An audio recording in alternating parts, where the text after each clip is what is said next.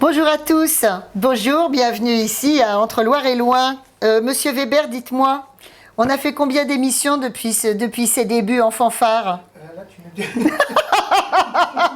On ne sait plus, mais en tout cas, on a décidé de finir la saison en beauté avec un invité de choix qui nous présente un livre. Hein. On aurait pu le faire venir sans aucune actualité, parce que c'est un conteur exceptionnel, c'est un immense bavard. Et puis il a plein de choses à raconter sur lui-même et pourtant il sait être humble en même temps. Bref, c'est le suspense, vous le voyez à la caméra pourtant. Il s'agit de Jean-Pierre Danel, alors je fais ça parce que moi je l'ai dans les mains, mais je sais que vous l'avez derrière, là-bas. Son bouquin s'appelle Cordes sensibles. C'est vrai que c'est un monsieur sensible en fait, Jean-Pierre Danel. Et Jean-Pierre, merci beaucoup d'être là. Ben, merci à toi. Un guitariste au pays du show business, c'est ça. Alors moi je le caresse le bouquin parce que c'est un bel objet, c'est un gros objet, mais c'est pour caler les meubles. Alors voilà, ça c'est l'illustration de l'humilité de Jean-Pierre. À chaque fois qu'on lui fait un compliment, il va faire une petite pirouette, c'est pour caler les meubles. Il en est hors de question. Bon, j'ai mis un petit peu de coups de crayon parce que moi c'est mon habitude, mais tu m'en voudras pas, Jean-Pierre. Du tout. Voilà. Alors, ce monsieur qu'on invite aujourd'hui, je vous le dis tout de suite, comme c'est la dernière, moi j'ai comme l'impression qu'on va être en roue libre. Hein. Alors déjà, on va vous donner envie absolument d'acheter ce livre extraordinaire, ce livre qui nous parle du parcours tout d'abord d'un immense guitariste, et puis également d'un poids lourd de la production. Très gros, énorme. Oui, tout ça parce qu'il passe son temps à dire qu'on a pris des kilos tous les deux pendant le confinement. C'est le confinement. C'est un peu vrai, oui. Les cinquantenaires, ils sont comme ça. Hein. C'est ça. Bon. Mais alors, au-delà de ça, un poids lourd de la production. Hein, poids lourd, je sais pas. Enfin, quand même, tout en restant indépendant à l'heure qu'il est. Oui, c'est vrai, hein, c'est vrai. Oui, mais c'est pas mal d'être indépendant. Puis de toute façon, c'est devenu un petit peu le réflexe. Les maisons de disques produisent plus elles-mêmes les disques comme à une époque. Mais moi, je suis arrivé à un moment donné où c'était un choix plus qu'un usage, on va dire. Ah ben ça y est, il est parti. Mais moi, je voudrais dire une chose avant tout. Parce que j'ai trouvé des qualificatifs dans différents bouquins, d'ailleurs, qui m'intriguent quand même. Parce que ça, on pourrait dire Jean-Pierre Danel, le paradoxe. Ou Jean-Pierre Danel, l'énigme. J'ai trouvé ça aussi, hein, je ne l'invente pas. Hein. J'ai trouvé aussi un Jean-Pierre Danel, le mystère. Oh là là. Voilà. Et puis, ça c'est très beau. Jean-Pierre Danel, l'alchimiste. Et ça, c'est Michel de Souza, qui est le DG de Warner Music, qui dit ça, parce qu'il dit que tout ce que tu touches, non, du moins, le plomb, avec toi, se transforme en or. Il est très gentil et très optimiste, hein, quand même. À mon avis, tu as pu lui en faire gagner un petit peu aussi d'or au passage. À une époque, oui, un petit peu. Oui. Voilà, c'est ça. Alors, Jean-Pierre, en quelques mots, ah bah tiens, 2 chiffres. 200 disques d'or, tout mélangé. C'est-à-dire que tes propres albums à toi, ah oui, c'est et pas tous que ceux que tu as produits, hein, tu le dis toujours. Hein. Oui, bien sûr, c'est pas que mes disques de guitariste, c'est mon travail de producteur, dans lequel il y a mes disques de guitariste, parce que je les produis aussi, mais évidemment, il y a beaucoup d'autres choses. Non, c'est pas vrai, d'ailleurs, tu es très précis, et tu m'as dit 202, s'il te plaît. Oui, c'est le chiffre exact, absolument. Non, mais il convient d'être un petit peu rigoureux. C'est vrai, et puis il y a des disques de platine, et puis des disques de diamant. Oui, enfin, ils sont dans l'eau, c'est 202, tout confondu. Oui. Et puis, il y a un autre chiffre incroyable, il y a 25 millions d'albums. Non. Ah non, c'est vrai, c'est pas juste. 24,2. Oui, c'est ça. En 25, ça sera dans quelques... on ne sait pas. Quelques jours, peut-être. Oui. Non, à la vitesse où ça va maintenant, ça va mettre un moment encore, je pense, mais bon. Bon. Ça, c'est pareil. Sont tes albums à toi et tous les, tous les disques que tu as pu produire et vendre. En gros, mes disques de guitare, en moyenne, représentent 15 à 20% du catalogue global de ce que j'ai fait.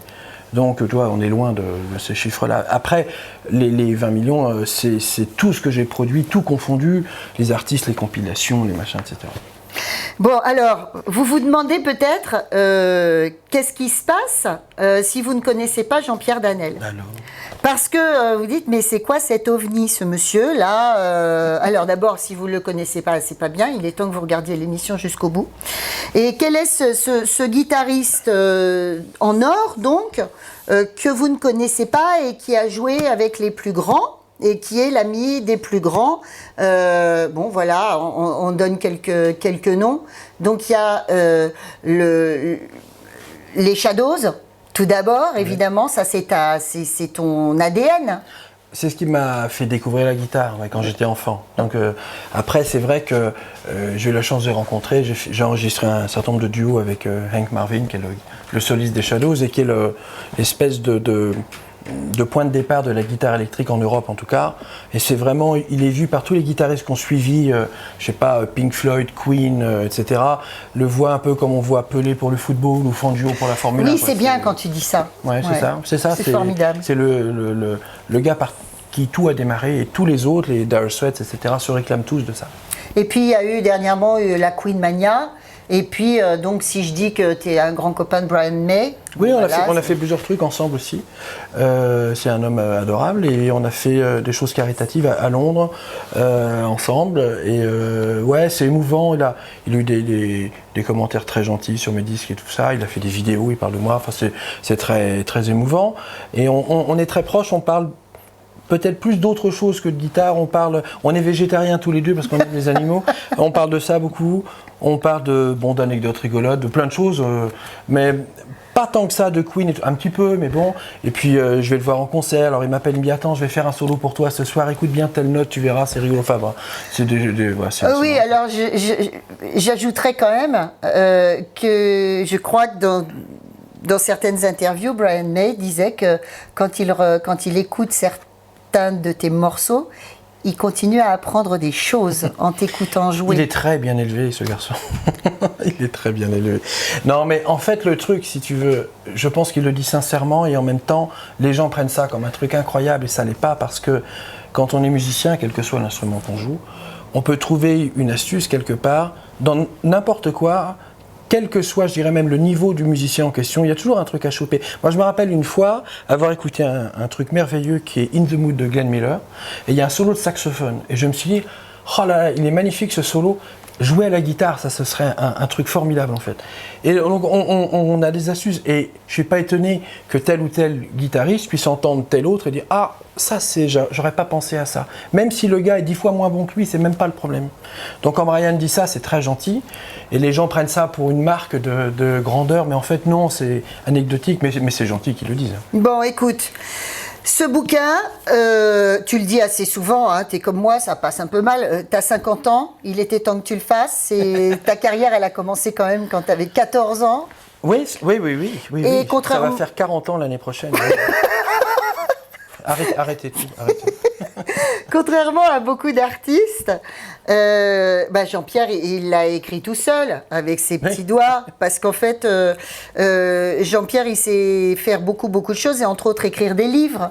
Et tu en as écrit plus d'un des livres avant celui-ci. Une quinzaine, je crois, par là, oui. Ah ouais, comme ça, une quinzaine. Ouais.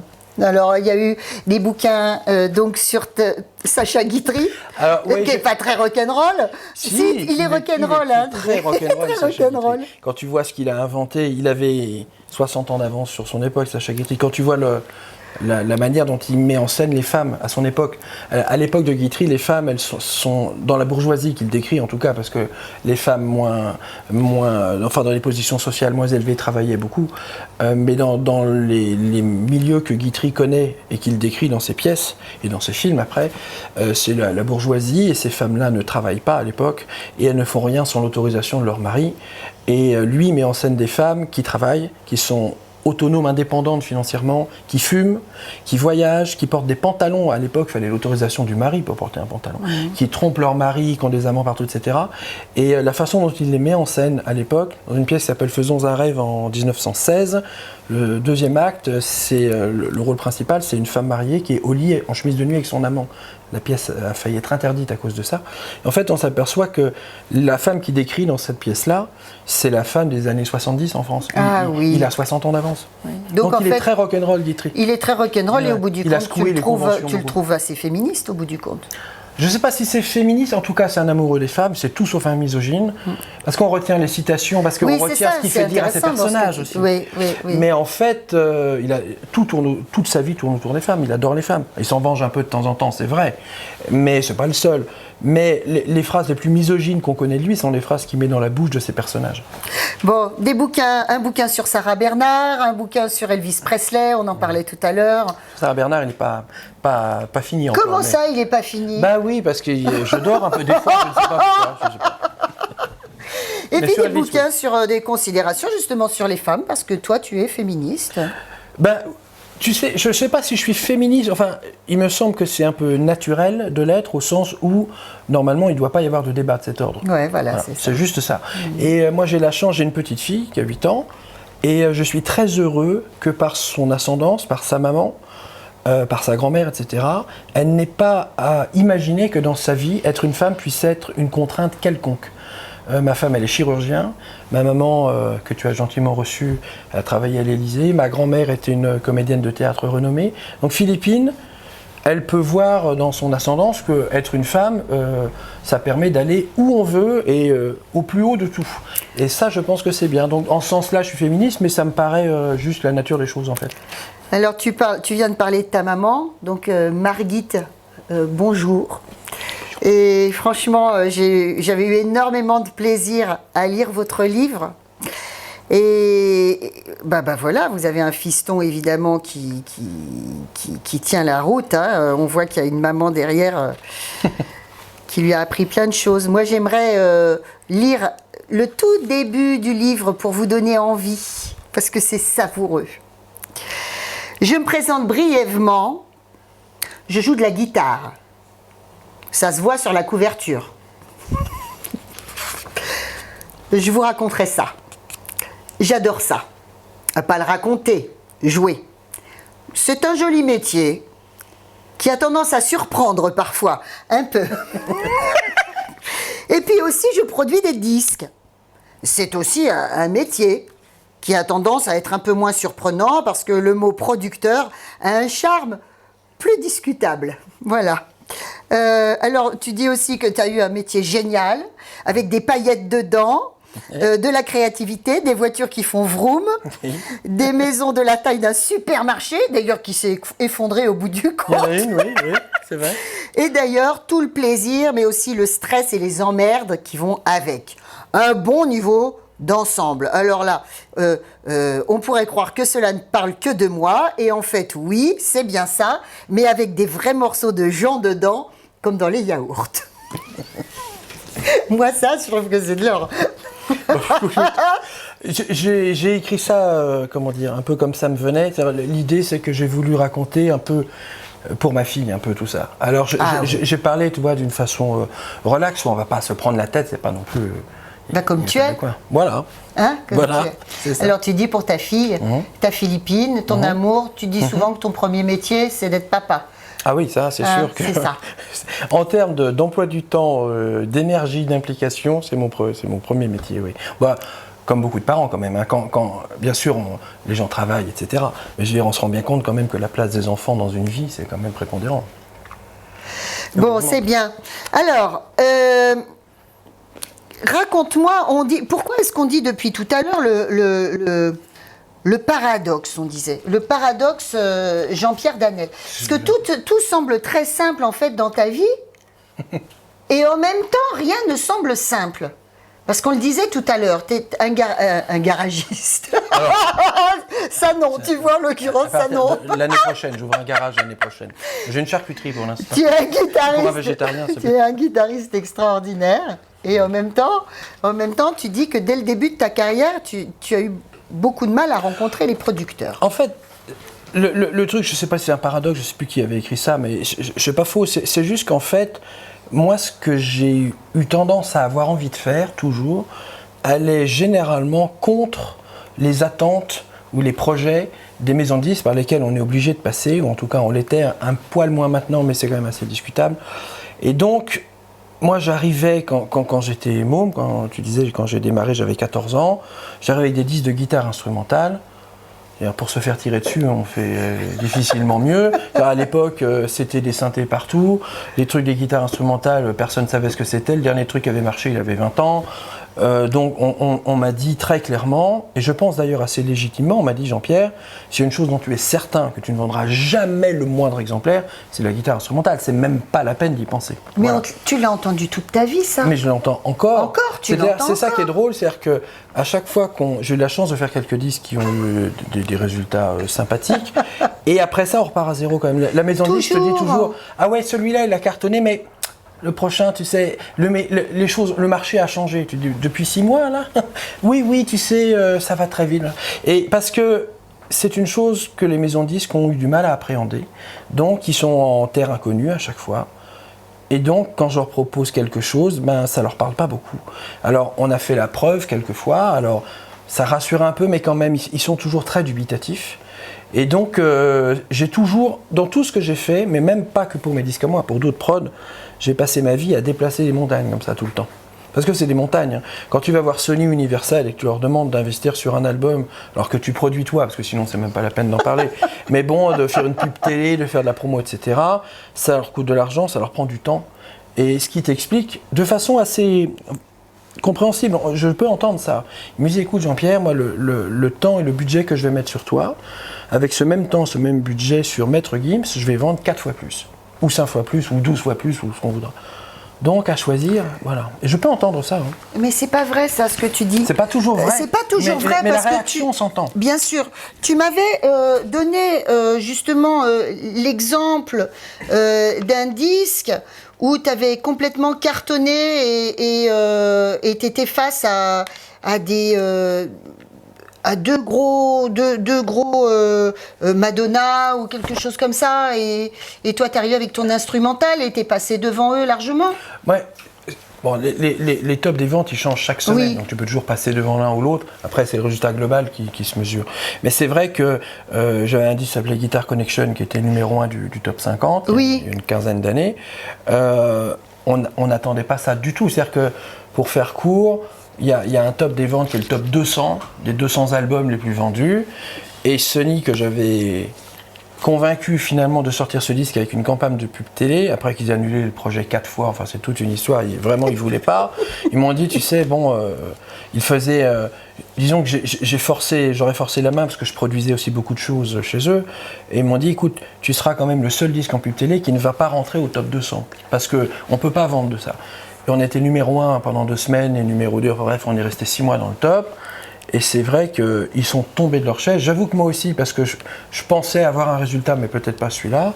Et c'est vrai que les autres maisons de disques m'appelaient en me disant, mais qu'est-ce que tu fous numéro 1 du top 50 ? Et avec de la guitare instrumentale, ils ne comprenaient pas du tout que ce soit possible.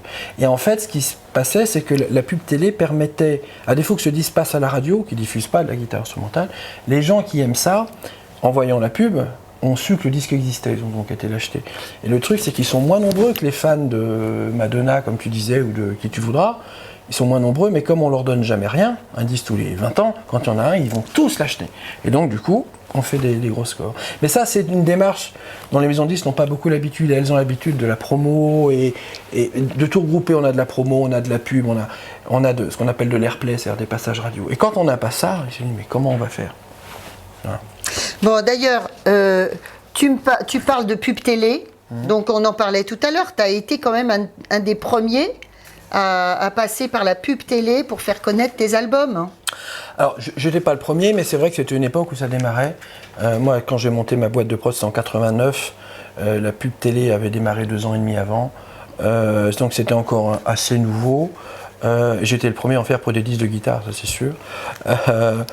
C'était un outil qui était, encore une fois, ça compensait le manque de diffusion à la radio, mais avec un risque financier important, ce qui faisait qu'évidemment, on avait quelques stress, quelques sueurs froides, que ça coûte cher. Hein. On parle de 300, 500, 800 000 euros, 1 million d'euros, enfin, c'est des grosses sommes. Et, oui, on a eu quelques sueurs froides quand même sur certains disques. Il y a eu des disques, j'ai le souvenir d'un album que j'avais produit chez Sony, qui s'appelait Plus de peur, qui était une espèce de best-of des musiques de films d'angoisse. Ah oui. Et j'arrive chez Sony, je leur dis voilà, j'ai cette idée-là. J'avais eu l'idée parce qu'il y avait sur M6 tous les jeudis, il y avait une émission qui s'appelait Les Jeudis de l'angoisse, qui passait des films d'horreur. que je ne regardais jamais parce que je déteste ça. Mais en bon producteur opportuniste, j'ai dit ça, c'est une bonne idée. Et donc, j'ai proposé ça à Sony. Je dis voilà, on va faire ce truc-là. Et je leur ai dit, on va faire un spot de pub avec du sang qui coule sur l'écran. Et en disant aux gens, n'écoutez surtout pas ce disque. Ils m'ont dit, mais si tu dis ça, ils vont pas l'écouter, ils vont pas l'acheter. Et non, justement, comme tout ce qui est interdit, on sait ça quand on a des enfants. Quand on dit surtout ne touche pas à ça, le premier réflexe des gens, c'est d'y aller direct, généralement. Enfin, en tout cas, pour une partie d'entre eux. Et donc, on a fait ce disque, ils n'en voulaient pas. Et grâce à la pub télé, le marketing et le slogan en question ayant joué, on a fini disque d'or avec un truc qui était... Tu vois, c'est pas que la guitare. Il y a d'autres exemples de choses auxquelles ils ne croient pas. Et puis finalement, on y arrive. Et puis parfois, on n'y arrive pas, évidemment. Alors, vous devez vous demander... alors, c'est un guitariste, ce Jean-Pierre Danel, ou c'est un producteur? Mais c'est compliqué, les deux, parce madame. qu'en fait, voilà, les deux. En fait, Jean-Pierre, il n'a jamais voulu rien faire dans les normes, de toute façon. Et puis, t'en as toujours fait qu'à ta tête. Hein, il y en a certains qui t'ont dit, oui, il y en a certains qui t'ont dit quand même, t'aurais un petit peu plus travaillé la guitare, t'aurais fait une carrière à la gna-gna. Non, c'est pas ça. Toi, t'es pas content quand on te dit ça. C'était pas ça. C'était que, au début, quand j'ai démarré, comme on me disait que je pouvais pas faire de disque, on m'expliquait que j'aurais pu accompagner des artistes davantage. Et comme je ne connais pas le solfège, évidemment, je pouvais pas arriver au pied levé pour remplacer le guitariste de Charles Aznavour avec une partition, puisque je peux pas la lire. Et donc, on me dit en ce sens-là, tu vois, t'aurais appris le solfège, t'aurais pu faire des choses.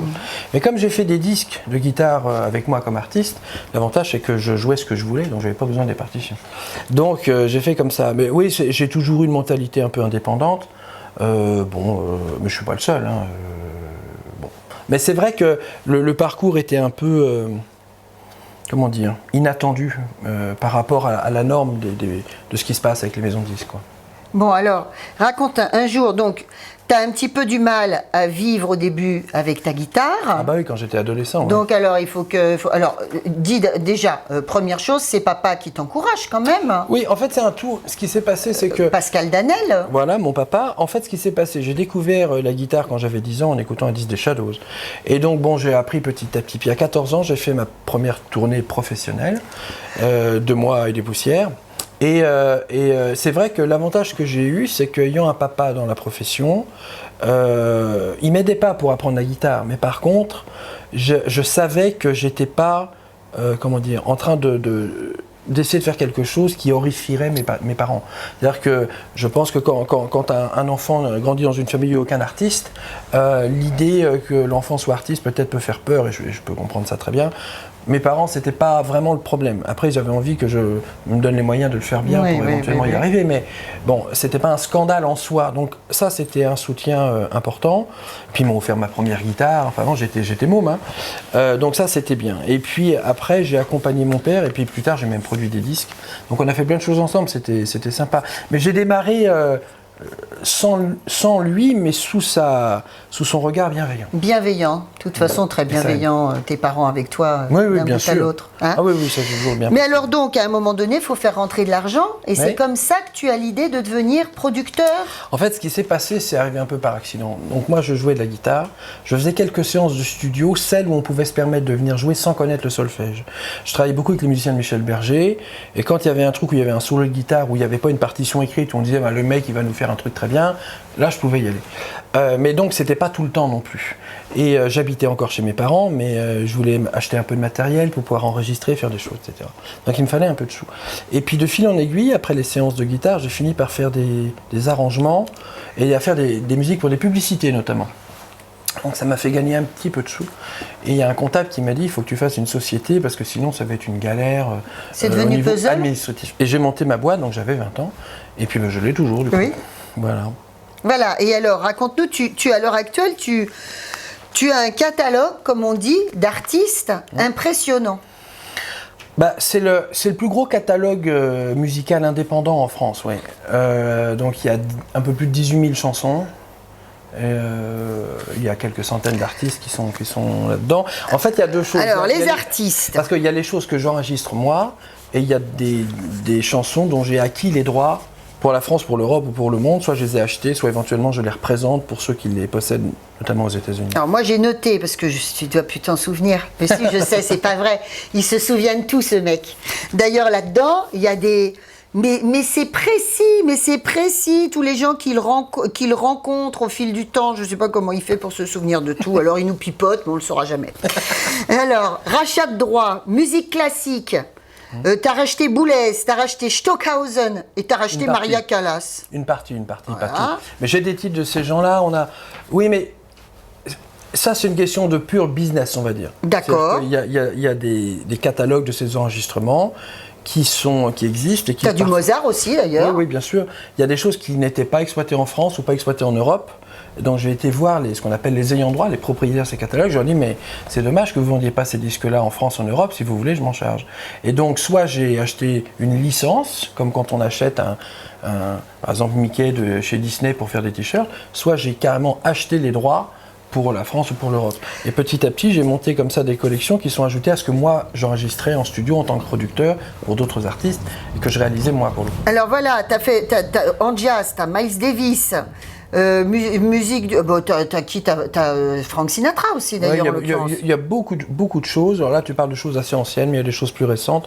Ah ben oui, parce que... Il y a Nina Simone, il y en a beaucoup. T'as eu aussi du flair et t'as produit par exemple les Likaku à l'époque. Hein t'as fait Hit Machine, t'as fait Bouddha Bar. Oui. T'as fait des remixes aussi qui ont très bien marché. Oui. T'as vu, j'ai bien travaillé. Hein. T'es impressionné, hein. En fait, ce qui se passait, c'est qu'à une époque, par exemple, je travaillais beaucoup avec M6 à un moment. Donc je m'occupais de certains Hit Machine, pas tous, et des M6 Awards aussi. Et puis d'artistes qui étaient sur les labels d'M6. Alors ça nous amenait à faire d'autres choses, des compilations, des choses comme ça. Et de fil en aiguille, à force de faire des compilations, on a monté des partenariats avec certaines radios. Et à un moment donné, on a monté un partenariat avec Skyrock. Et Skyrock avait envie d'avoir des versions un peu spécifiques pour son antenne de certains morceaux qui étaient très grand public. Eux, ils voulaient des versions plus pointues. Donc on a négocié l'autorisation avec les maisons de disques des artistes en question et ils nous ont envoyé les masters et on a concocté des remixes pour Skyrock que eux ont validé. Voilà. Donc, Mais d'ailleurs, tu as été... c'est ça, tu as eu l'idée aussi de rejouer certaines musiques existantes. Ça, c'est un cas bien particulier, c'était pour les musiques de films. Mais c'est génial. T'as gagné un max de pognon. Ah oui. Je l'ai lu là-dedans, hein, c'est pour ça que je dis ça. En fait, ce qui se passait à cette époque-là, ça a changé depuis. Heureusement pour moi, à l'époque, c'était comme ça. C'était une époque où arrivait le centenaire de l'invention du cinéma par les frères Lumière. Ah oui, c'est ça. 1995. Et à cette époque-là, les studios de cinéma, qui sont propriétaires des droits des films et de ce qu'il y a dedans, c'est-à-dire de la musique qui est rattachée, ne donnaient pas d'autorisation aux maisons de disques d'utiliser des musiques de films de façon unitaire, c'est-à-dire de faire une compile où il y aurait à la fois La Guerre des Étoiles, et puis E.T., et puis je sais pas quel autre film. C'était soit on achetait la bande originale complète du film, soit rien. Et donc on avait une impossibilité, clairement, de monter des compilations à l'occasion des 100 ans du cinéma dans lesquelles il y aurait eu tous les grands standards de la musique de film que les gens aiment, et on aurait pu avoir, je sais pas, La Panthère Rose, Star Wars, et puis un western, et puis un James Bond, et puis tout ça. Et comme c'était pas possible, je me suis dit, c'est pas grave, on va réenregistrer ces thèmes-là, on va bien soigner ça, que ce soit de qualité, hein, c'est pas la question, mais ça va permettre de réunir tous ces titres-là sur un même disque, chose à laquelle nos amis les maisons de disques n'avaient pas pensé. Et donc c'est ce que j'ai fait, et j'ai produit un certain nombre de disques. En fait, j'en ai fait un qui a très bien fonctionné, donc du coup, dans la foulée, ils ont fait des petits. Et donc j'ai enregistré un gros catalogue comme ça de musique de film, 240 titres, je crois, et on a fait des disques dans tous les sens, ça continue d'ailleurs, mais à l'époque, là, on en a fait beaucoup, et oui, on en a vendu quelques centaines de... Alors, il faut dire une chose, c'est que tu es le papa du disque à prix cassé. Oui. Ce que tu appelles le CD malin. Raconte-nous l'histoire. Ça a été compliqué, cette affaire-là. En fait, ce qui s'est passé, c'est au milieu des années 90, je fais un album de guitare en Angleterre. Pour une raison simple, c'est qu'en France, personne n'en veut de mes disques de guitare. Donc comme ils n'en veulent pas en France, j'essaie de les placer ailleurs. Donc j'en sors au Japon, aux Pays-Bas, enfin bref. Ah oui, quand même que monsieur, il est évidemment tes disques de Jean-Pierre Danel, de guitariste, on les trouve partout dans le monde. Tout le monde te connaît. Les gens qui aiment la guitare. Ben voilà, encore une fois, bien sûr, c'est précis. Et donc, je fais cet album en Angleterre, on est disque d'or en Angleterre, Et je regarde un peu ce qui se passe, et je comprends assez vite qu'en Angleterre, ils ont un culot qu'on n'a pas en France, qui est que à l'époque, un disque, un CD, à l'époque, ça se vend autour de 140 francs, parfois 120, mais c'est souvent 140. Et oui, on a oublié. Et le prix le plus réduit qui existe, c'est une collection spéciale chez Sony Music, qui sont des enregistrements de plus de 10 ans. À minima, ils ont 10 ans et parfois plus. Et ils sont vendus 89 francs. C'est ce qu'ils appellent, une collection s'appelle Nice Price. Oui. Et en dessous de ça, il n'y a rien, sauf des disques qu'on trouve sur les marchés à la sauvette. Bon, mais les disques normaux, il n'y a pas en dessous de ça. Et je vais voir Sony et je leur dis, écoutez, je viens de faire mon album en Angleterre, on en a fait 130 000 en 2 mois, mais on le vendait 40 balles. Je pense que si vous ne réagissez pas, vous allez avoir un de ces quatre, un gros label indépendant qui va débarquer peut-être d'Asie, comme ils font souvent. Ils vont aller voir Auchan, Carrefour, Leclerc, ils vont leur dire « Nous, on vend les 10 3 fois moins cher ». Et vous allez vraiment perdre une part de marché monstrueuse. Et ils m'ont traîné dans la boue en me disant « Mais nous ne sommes pas des marchands de tapis. Nous ne bradons pas nos artistes. Tu vas casser le marché du disque si tu fais ça. Tu es totalement inconscient. » Bon, et je leur ai dit « Écoutez, si vous ne le faites pas avec vos artistes, faites-le avec les miens. » Alors, bon, ça, déjà, ça les choquait moins, mais il y avait un problème purement technique et logistique, qui était qu'il fallait créer un code prix spécifique pour des disques de cet ordre de prix-là, qu'on a fixé à 39 francs à l'époque, ce qui est devenu la norme, c'est-à-dire c'est plus ou moins, je sais pas, 6 € aujourd'hui, c'est quand on va acheter un disque qui a plus d'un an ou deux, c'est le prix qu'on le paye aujourd'hui. Avec les petits autocollants qu'il y a dessus. Et donc, ils ont mis 6 mois à monter un code prix spécifique parce qu'il ne fallait pas les bousculer trop quand même. Et au bout de 6 mois, ils m'ont dit « Bon, allez, vas-y, fais mumuse avec ton catalogue. » Vraiment très méprisant. Ils m'avaient dit « De toute façon, on ne peut pas se permettre de vendre des disques à ce prix-là d'une façon normale. Donc ce sera juste 2 fois 1 mois dans l'année, une opération spéciale où on dira aux gens exceptionnellement pendant 1 mois, vous avez, alors il y avait, je sais pas, James Brown ou Stoney Chardin pour prendre des choses très différentes. Pendant 1 mois, vous y avez accès à 39 francs, mais après c'est fini. Et puis ça revenait 6 mois plus tard. Bon, et donc on a signé, du coup j'en ai profité comme j'avais la main dessus pour faire une collection assez importante, j'ai signé pour 138 albums, ce qui n'était pas rien, et on a sorti les 138 albums directement chez Sony, et ça a fait un carton monstrueux. Et, ça te fait glousser. Ça me fait rire, mais parce que c'est ce que je te disais tout à l'heure, passer mon temps à déplacer des montages, alors qu'on faisait des trucs, je me disais non, mais t'es complètement fou. Bon, on en a vendu 3 millions 2 ou 3 millions 4, je sais plus. Et là, ils m'ont dit, on pourrait rajouter nos artistes Abba, Claude François, Jodassin, parce que c'est peut-être pas bête finalement. Et 2 ans ou 3 ans après, je sais plus, Warner m'a appelé pour faire la même chose chez eux, en me disant, on t'a bien reçu ce truc-là, est-ce que tu pourrais faire pareil chez nous? Alors, quand je dis pareil, c'est le même principe, mais pas les mêmes artistes, ça aurait pas été très correct. Et là, on a signé pour 261 albums, et rebelote. Et en fait, après, c'est devenu une norme sur le marché du disque qui n'existait pas jusque-là effectivement, mais c'est normal, on ne pouvait pas, quand on sait ce que coûte la fabrication d'un CD, on ne peut pas prendre les gens pour des imbéciles au point qu'au bout de 30 ans on leur vend encore comme s'il était sorti de studio hier et qu'on a dépensé tout notre argent dessus, c'est pas vrai. Et à un moment donné, il fallait arrêter de prendre les gens pour des imbéciles. J'espère que ça vous passionne autant que moi, toutes ces histoires de production. Moi, j'en avais jamais eu vent auparavant. J'ai face à moi un producteur qui me raconte des anecdotes qu'on retrouve dans ce livre-là.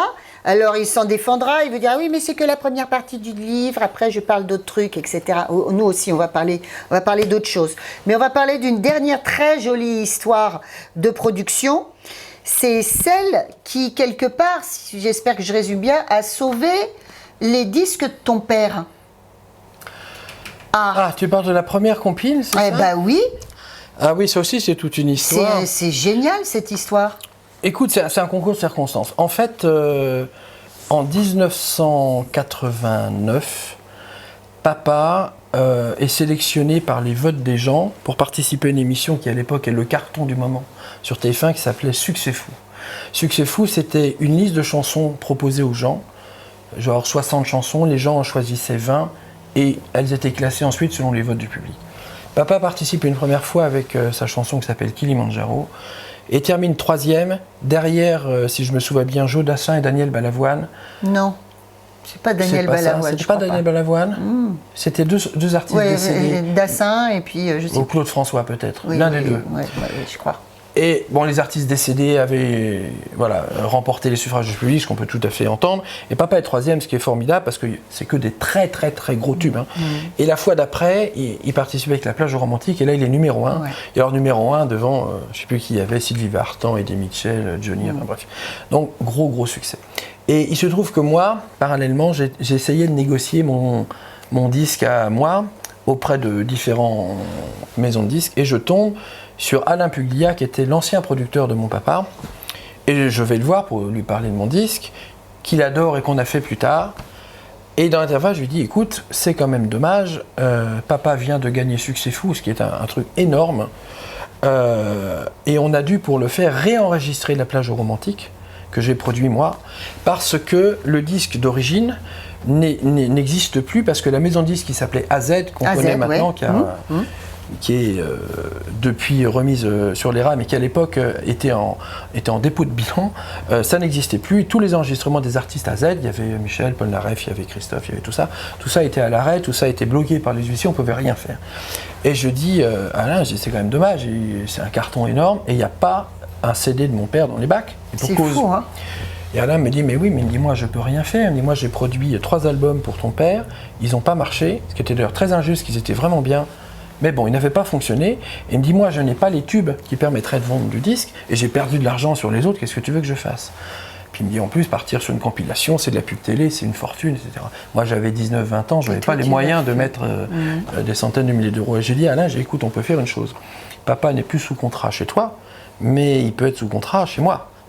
Et j'ai dit, ce que je te propose, c'est que je réenregistre ces tubes, donc je t'amène les locomotives qui vont te permettre de vendre l'album. Tu mets à côté de ça, en face B sur le vinyle et à côté sur le CD, des titres extraits des albums sur lesquels tu as perdu de l'argent, tu vas les rentabiliser avec ça. Ah, c'est bien. Tu payes la pub télé du coup en contrepartie du fait que je t'amène les titres qui vont te faire vendre, et on fait le disque. Et on l'a fait, et papa a eu un disque d'or avec ça. Moi aussi comme producteur, mais c'est surtout papa. Voilà, c'était rigolo. Non, mais alors ça c'est vraiment une belle histoire, j'adore cette histoire. Ça fait plusieurs fois qu'il me l'a dit. Je radote en fait. Il radote un peu, hein, mais nos âges, ça commence à être normal. Comment? Alors depuis tout à l'heure, derrière nous, il y a de belles photos qui passent. Ce sont des photos que vous allez retrouver là-dedans. D'ailleurs, oui, voilà, les portraits, là, je les vois. Il y a plein de photos de Jean-Pierre. Mais qui est ce garçon? Il y a des belles photos avec ton papa, d'ailleurs, aussi. Oui. Voilà, et tu as toujours, en fait, entre les mains... Ah bah là c'est les disques... C'est la photo, j'ai rien entre les mains, là. Ouais, là, c'est... Voilà. Voilà, là. Cette guitare-là, oui. Tu l'as apportée aujourd'hui, et là, on va passer vraiment... Elle est là. Au Jean-Pierre Danel, musicien, puisque à chaque fois que vous voyez une guitare là depuis tout à l'heure, prends-la. C'est la même, c'est celle-ci. C'est une guitare qui a un prénom, ce qui nous paraît peut-être incroyable, mais qui pour un guitariste, un guitariste électrique, non, un guitariste tout court. Oh, ça peut arriver, j'imagine. Voilà. Alors, comment s'appelle ta guitare? Cette guitare s'appelle Miss Daisy. Voilà. C'est une très ancienne guitare. C'est une guitare qui a une histoire un peu singulière. C'est une Fender Stratocaster, ce qui est assez banal en soi, parce que c'est la guitare la plus vendue de tous les temps, donc il y en a des millions et des millions. Mais celle-là, c'est une des 50 premières qui a été construite, et c'est une guitare qu'on appelle de pré-production, c'est-à-dire c'est les 50 guitares que Fender a fabriquées avant que le modèle soit commercialisé, pour montrer au monde musical, aux musiciens en boutique, l'instrument totalement révolutionnaire qu'ils allaient sortir. Alors, sur cette guitare, il y a au moins une quinzaine de choses qui n'existaient avant sur aucune autre guitare. Et donc, quand cette guitare-là est arrivée, ils ont fait ces 50 instruments pour les montrer au magasin dans l'espoir que les gens allaient sauter dessus en commandant des camions entiers. Et ils se sont fait jeter, mais alors quelque chose de bien. Le plus grand magasin de New York, sur lequel il comptait beaucoup, Fender, leur a dit, écoutez, je peux vous l'échanger contre le train électrique de mon fils, mais je ne sortirai pas $1 pour un machin pareil.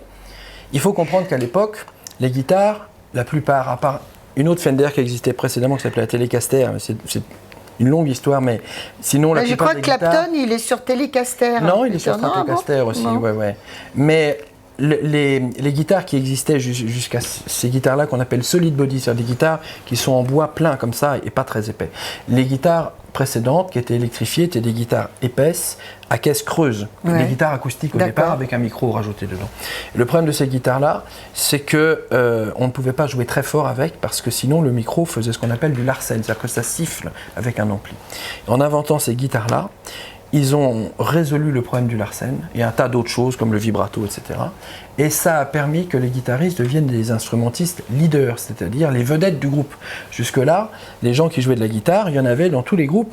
L'orchestre de Frank Sinatra ou l'orchestre de Duke Ellington, ils avaient tous des guitaristes, mais on ne les entendait jamais. Ils étaient noyés par les cuivres, par la batterie, etc.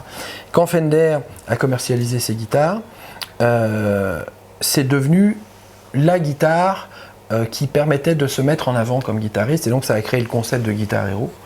Et c'est arrivé conjointement au rock'n'roll, et les deux se sont rencontrés, et ça a donné un bouleversement culturel que l'on connaît. Donc tu me disais que cette guitare, sa naissance, elle est liée aussi à quelque chose avec... c'est quoi? Un événement lié à Elvis Presley? Oui, c'est vrai. En fait, alors ça n'a pas de rapport, c'est un peu le hasard. Oui, c'est le hasard. Hein. En fait, cette guitare-là, donc, fait partie des 50 premières qui ont été présentées comme ça au printemps et été 1954. Le manche de cette guitare est daté, il est de juin 1954, par un luthier qui s'appelait Tadeo Gomez. Ça fait rêver les collectionneurs, parce que quand on a une guitare avec le manche signé Tadeo Gomez, déjà, on est déjà dans le top du gratin. Et le corps a été terminé, il a été conçu avant, mais il a été totalement fini. Il y a un petit autocollant de l'ouvrière qui a travaillé dessus, en date du 17 juillet 1954. Et en fait, ce que je t'expliquais tout à l'heure, c'est que quand j'ai acheté cette guitare, j'ai négocié ça pendant 3 ans et demi avec un musée à Tokyo, et avec l'aide de Fender, parce qu'on leur expliquait que ça serait bien qu'elle sorte de sa vitrine et qu'elle ait une vie musicale. Comme ils avaient besoin de renouveler leur collection, ils ont fini par accepter de me la vendre, ça a été très long.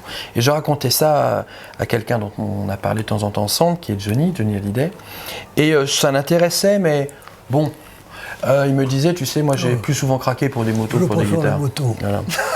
Et quand je lui ai dit que cette guitare avait été terminée le 17 juillet 1954, ça ne l'a pas ému plus que ça, mais j'ai dit, tu sais, ce jour-là, il y a un jeune artiste qui a donné son tout premier concert, c'était Elvis. Alors là. Et là, ça a fait tilt, parce que Elvis était resté son héros. Ouais. Et donc, ça l'a ému, ça lui a parlé davantage.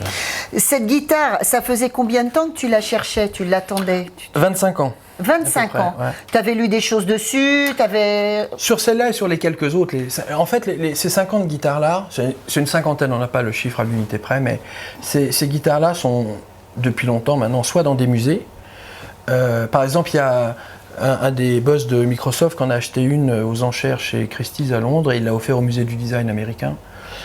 Ou alors, elles sont entre les mains de guitaristes émérites. Comme toi. Voilà, raison. Et... non, mais des vrais guitaristes. Non, il y a George Harrison, on avait une. Enfin bon, des gens comme ça. Et donc évidemment, il n'y en a pas beaucoup à vendre. Et quand il y en a à vendre, c'est un petit peu compliqué parce que ça a un certain prix. Et voilà. Et donc cette guitare-là n'était pas en vente, elle était dans un musée comme beaucoup d'autres. Et j'ai pensé qu'il y avait peut-être une opportunité. Ça a duré 3 ans et demi. Et elle est arrivée à la maison finalement. Alors elle est arrivée à la maison pour tes 40 ans? Non, c'est bien avant. Bien avant? Ouais. Non, c'était pas... C'était pas particulier? Non. D'accord. J'ai pas choisi la date. Il y a tes copains qui viennent jouer dessus. The Best Guitarists of the World. Il y en a quelques-uns, pas mal. Il y a Brian May de Queen qui a joué dessus. Il y a Hank Marvin des Shadows. Albert Lee, un grand guitariste de country. Oui, tu disais qu'Albert Lee, il l'avait regardé en tremblant. Oui, on a enregistré un de nos duos, un duo qu'on a fait ensemble à Abbey Road, le studio des Beatles, ce qui était déjà en soi assez sympathique. Enregistré avec Albert à Abbey Road, c'était bien déjà. Et c'était rigolo parce qu'on avait repris un morceau que Eric Clapton a rendu célèbre. Et Albert arrive, il me dit, bon, on va faire simple, je fais ma partie, tu fais celle d'Eric. Je dis, c'est gentil de ne pas me mettre la pression, c'est sympa. Et il me dit, est-ce que tu as amené Miss Daisy? Et je dis, bien sûr. Et elle était posée sur une chaise ou un tabouret. Et il me dit, mais tu l'as laissé comme ça. Et il s'est approché en tremblant. C'est-à-dire, vraiment, on a l'impression qu'il s'approchait de la Joconde. Mais c'était émouvant. Et c'est le cas de tout. C'est-à-dire que grand ou petit, célèbre ou pas, les guitaristes sont émus parce que c'est vraiment... c'est comme, je sais pas avec quoi on pourrait comparer Tu ça. disais avec un Un Stradivarius. Stradivarius ou un tableau d'un grand maître ou quelque chose comme ça. Pour les gens qui aiment ça, c'est très émouvant ce que sont les guitares vraiment exceptionnelles. Alors pourtant, je vais te dire, elle est cracra, Bien sûr, elle est un peu- râpée. elle est vioque, hein, Ah ben, elle est un peu moche. Elle est râpée. Ah ben ouais, elle est un peu râpée, elle Alors, est un peu mais cracra. c'est très bon hein. signe. C'est très bon Ben signe. oui, parce qu'une guitare qui est râpée, c'est qu'elle a joué. Si Ouais, elle a elle beaucoup joue, joué, voilà. c'est que c'est une bonne guitare. Donc tu as plein de guitares. Ouais, ouais. Si, j'ai noté, hein, arrête, tu me l'as dit tout à l'heure d'ailleurs, que j'avais raison, toc. Tu as 50 Stratocaster, Oui, tu as par là, l'une un des peu plus plus, ouais. belles collections d'Europe. C'est ce que certains ont dit. Je ne sais pas si c'est si vrai que ça, mais on l'a dit peut-être. Oui, enfin, on l'a dit et c'est peut-être vrai. Mais en tout cas, celle-là, c'est une guitare très. Et Très ton discours dessus, sur ta guitare et sur d'autres, il est rodé parce que tu as consacré un livre, ou tu as consacré un livre au Oui. Strato en Alors, j'ai général. fait deux choses. J'ai fait un livre sur la Fender Stratocaster. Très beau livre que je vous conseille, excellent. 4 kilos.